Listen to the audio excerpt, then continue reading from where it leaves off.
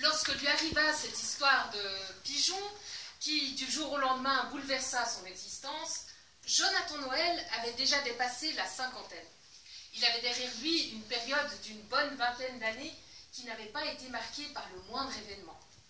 Et jamais il n'aurait escompté que pût encore lui arriver rien de notable, sauf de mourir un jour. Et cela lui convenait tout à fait, car il n'aimait pas les événements. Et il avait une véritable horreur de ceux qui ébranlaient son équilibre intérieur et chamboulaient l'ordonnance de sa vie.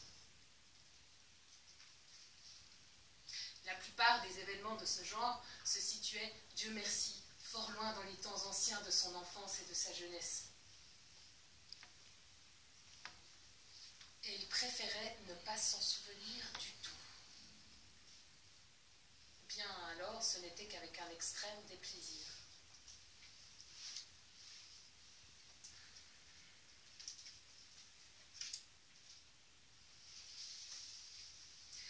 Ainsi, un après-midi d'été, du côté de Charenton, en juillet 1942, comme il revenait de pêcher à la ligne, il avait fait un orage ce jour-là, et puis il avait plu après une longue période de chaleur.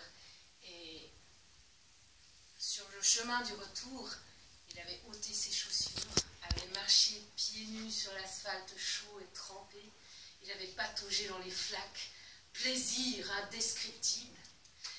Il revenait donc de pêcher à la ligne et avait couru à la cuisine, pensant trouver sa mère en train de préparer le repas. Et voilà qu'elle n'y était plus. Il n'y avait plus que son tablier, jeté sur le dossier de la cuisine.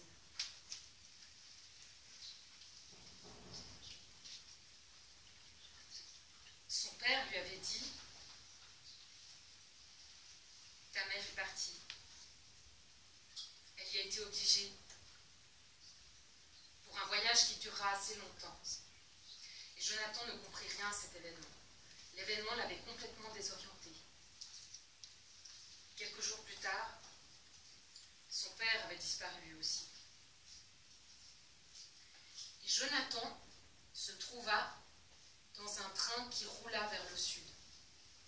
Et d'abord, des hommes complètement inconnus lui firent traverser un pré, le traînèrent à travers un bois et le mirent à nouveau dans un train qui roula vers le sud, très loin, incompréhensiblement loin.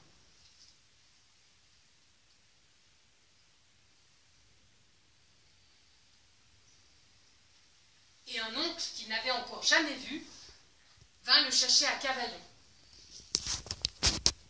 Elle l'emmena dans sa ferme, près de la localité de Puget, dans la vallée de la Durance. Elle y cacha jusqu'à la fin de la guerre. Ensuite, il le fit travailler dans les champs de légumes. Au début des années 50, l'oncle exigea que Jonathan se marie avec une jeune fille du nom de Marie Bacouche, du village voisin de Loris. Et Jonathan, qui n'avait encore jamais vu la jeune fille, fit gentiment ce qu'on lui disait et le fit même de bon cœur. Car bien qu'il n'eût qu'une idée peu précise de ce qu'était le mariage, il espérait néanmoins y trouver enfin cet état de calme monotone et exempt d'événements qui était tout ce qu'il désirait. Mais au bout de 4 mois déjà, Marie Bacouche mit au monde un petit garçon. Et dès l'automne de la même année, elle filait avec un Tunisien, fruitier à Marseille.